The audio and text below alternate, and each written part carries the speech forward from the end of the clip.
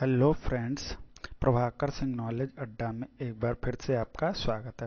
Friends, हम लोग विज्ञान कक्षा 10 पढ़ रहे हैं, जिसमें आज हम लोग चैप्टर 12 पढ़ेंगे। ठीक है, चैप्टर का नाम है विद्युत धारा और उसका एक टॉपिक है प्रतिरोधों का संयोजन।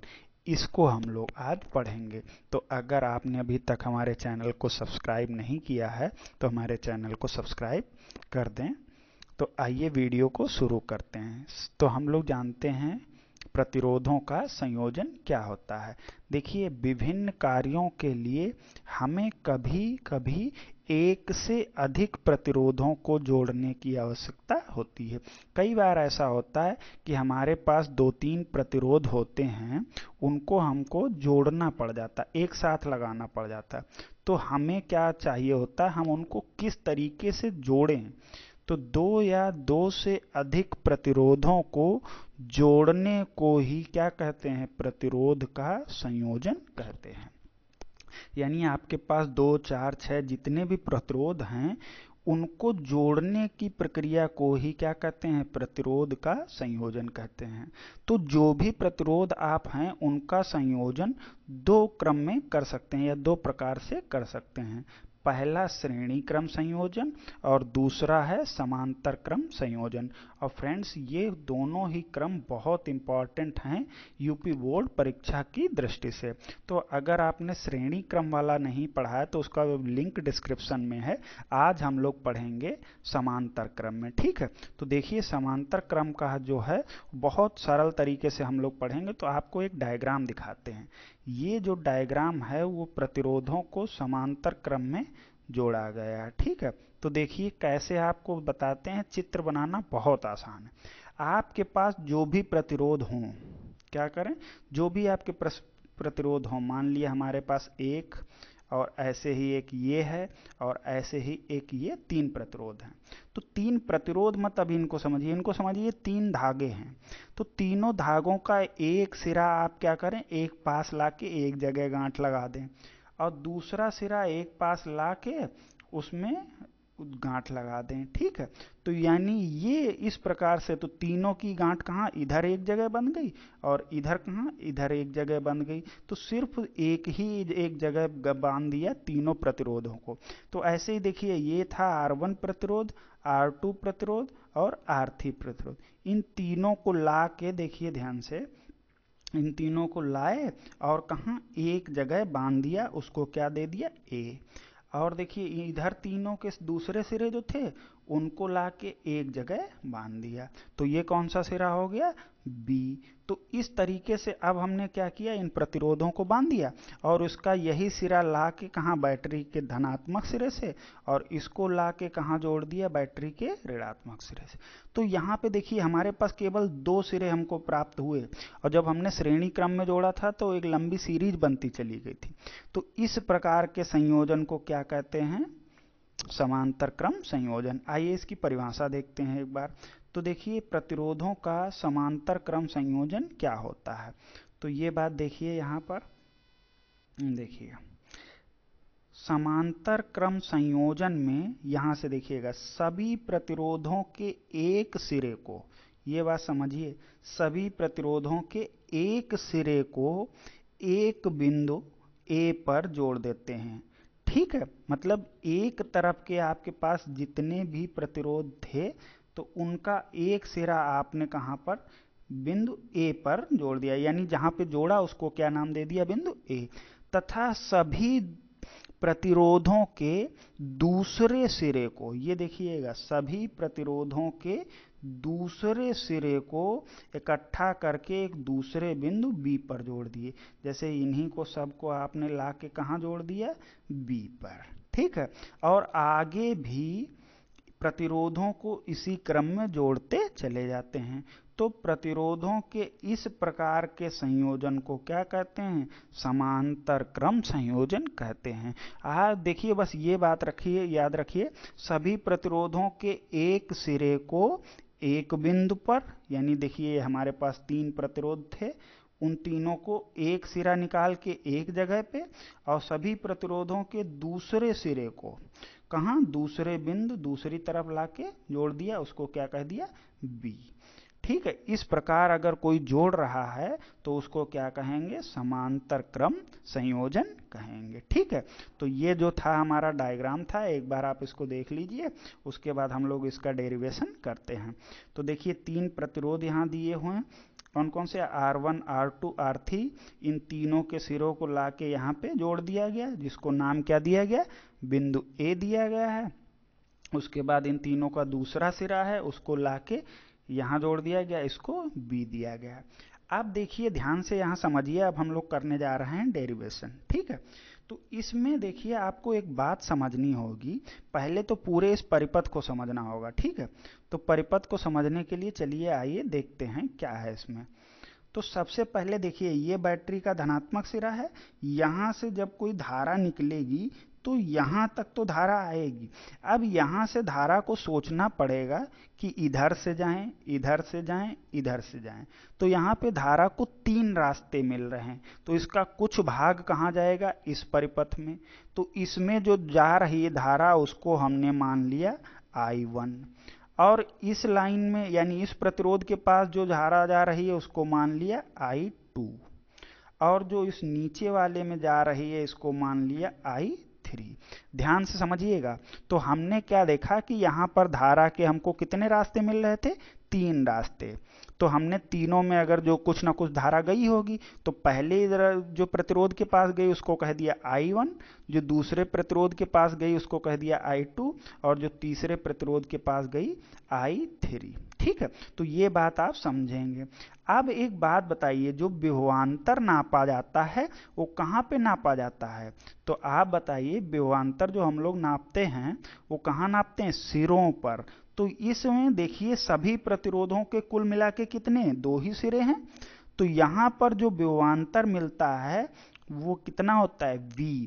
याद रखेंगे समांतर क्रम में जो विभवांतर होता है वो एक ही होता है। ठीक है, विभवांतर समान रहता है। ठीक है, केवल एक ही बार आएगा। ठीक, विभवांतर समान होगा, और साथ में देखेंगे धारा जो होगी वो अलग अलग होगी। ठीक है, तीनों प्रतिरोधों के लिए विभवांतर समान होगा, लेकिन धारा कैसी होगी, अलग अलग होगी। तो ये बात आपको समझनी है।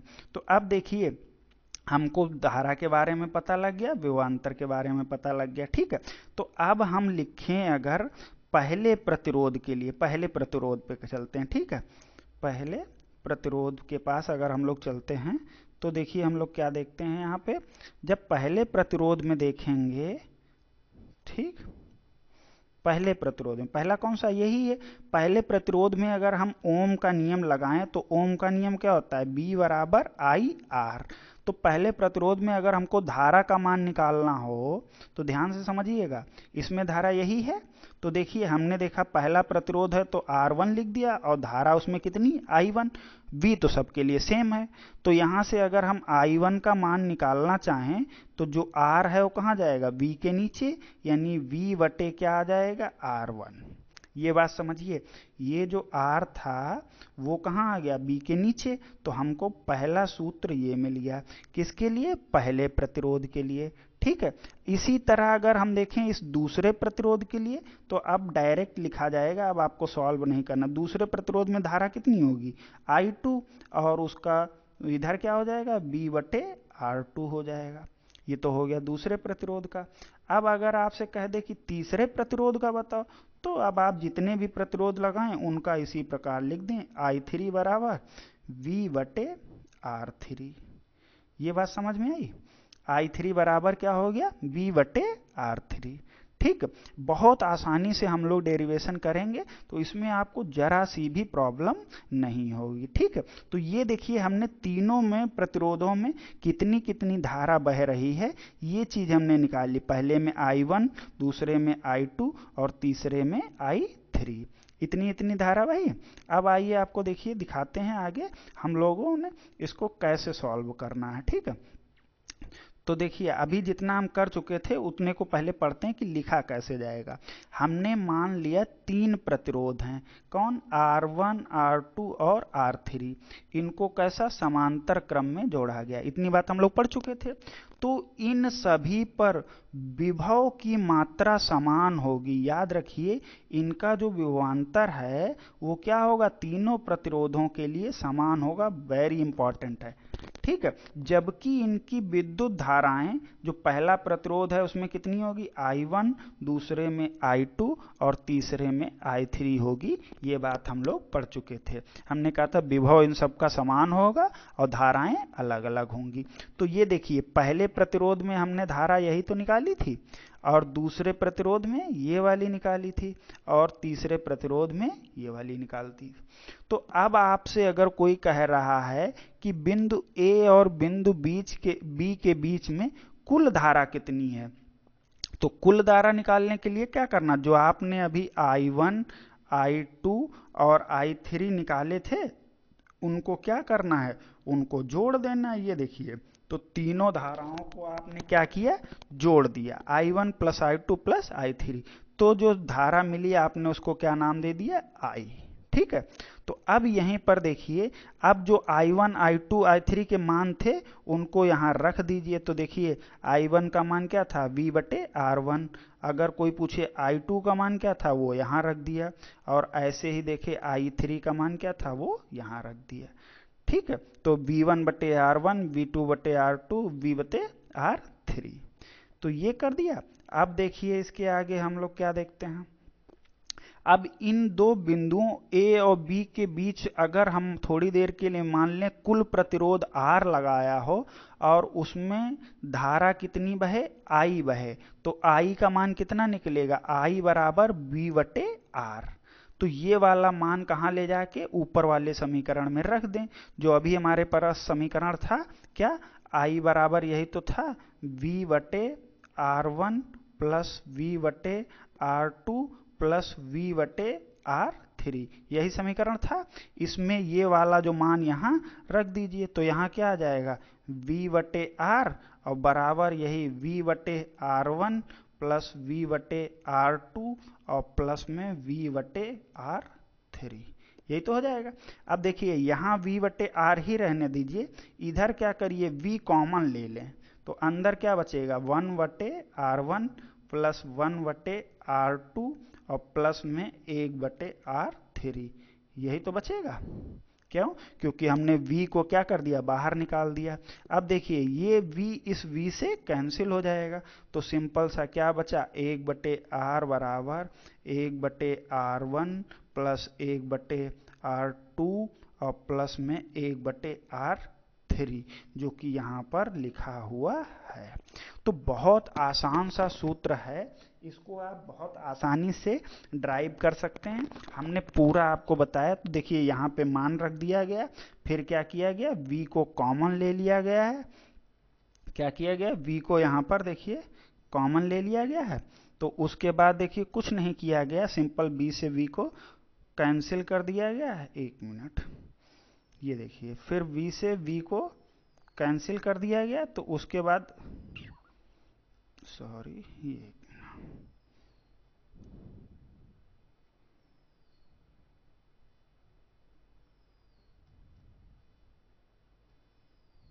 तो हम लोग अब देख रहे हैं कि यहाँ पर V का जो मान है वो ये आएगा। तो इस तरह से ये हम लोगों ने ये सूत्र सिद्ध कर लिया है।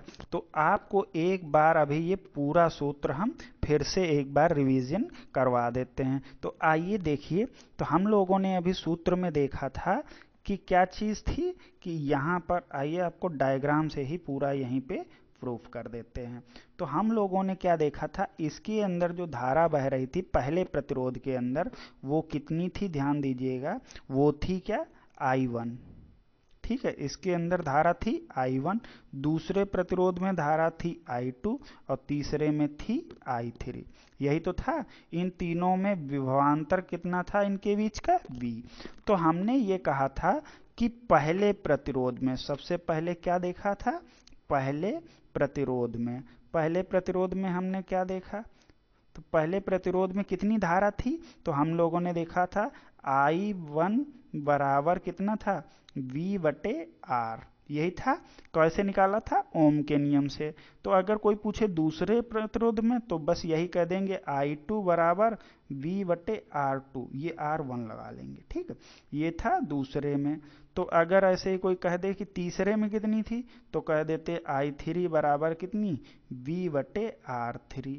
तो तीनों प्रतिरोधों में अलग अलग धारा बह रही। तो अगर कोई पूछे कि भैया कुल कितनी धारा बह रही, तो आप कहेंगे भैया तीनों को जोड़ दो, तो कितनी धारा आई, I1 प्लस I2 और प्लस I3। आपने क्या किया, तीनों को जोड़ दिया। तो जो धारा आई उसको क्या नाम दिया I, ठीक है। तो अब ये देखिए यहाँ कितना है, I1, तो I1 का मान यहाँ से रखिए, ठीक है। I1 का मान कहाँ से, ये यहाँ से रखिए। तो I1 की जगह क्या लिख देंगे, V/R1, ठीक। और फिर ऐसे ही I2 का मान लिख दीजिए, तो क्या आ जाएगा, V/R2। ऐसे ही I3 का मान रख देंगे, तो क्या आ जाएगा, V/R3। और इधर क्या रहा, I रहा। तो ये सूत्र आपने इंपॉर्टेंट यहाँ पर इसको समीकरण बना लेना, समीकरण नंबर 4। अब देखिए अगर कोई कहे इन सब का तुल्य प्रतिरोध R1 R2 R3 की जगह सिर्फ कितना हो जाए, R हो जाए, और इसमें बहने वाली धारा सिर्फ कितनी हो जाए, I हो जाए, जो कि यहाँ पे थी। तो अगर ये जब ऐसा हो तो कहे कोई कि इसमें कितनी धारा बहेगी, तो आप सिंपल सा कह देंगे I बराबर V/R। यही तो है ओम का नियम। कैसे आया, V बराबर IR, यही तो सूत्र पढ़ा है। तो यहीं से हमने I का मान कितना आया, I बराबर V/R। अब यही I वाला मान इस समीकरण में लाके रखिए।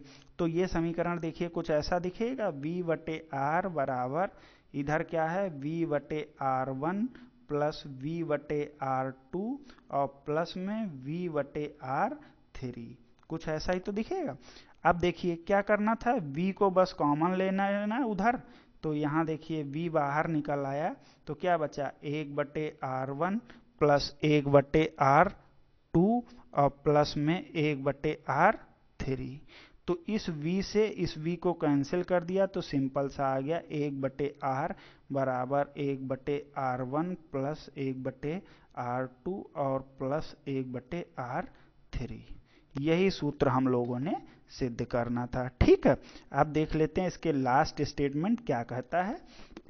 इससे स्पष्ट है कि 3 या फिर 3 से अधिक प्रतिरोध समांतर क्रम में जुड़े हैं तो उनका तुल्य प्रतिरोध का व्युत्क्रम, इंपॉर्टेंट लाइन है, तो उनके तुल्य प्रतिरोध का जो व्युत्क्रम होगा तीनों प्रतिरोधों के अलग अलग व्युत्क्रम, मतलब सबका अलग अलग व्युत्क्रम, यानी 1/R1 1/R2 1/R3, इनके अलग अलग व्युत्क्रम के योग के इन सबको क्या कर देना है, जोड़ देना है, बराबर होगा। इसका जो तुल्य प्रतिरोध R ही तो था, वो क्या इन सब के अलग अलग व्युत्क्रम के योग के बराबर होता है।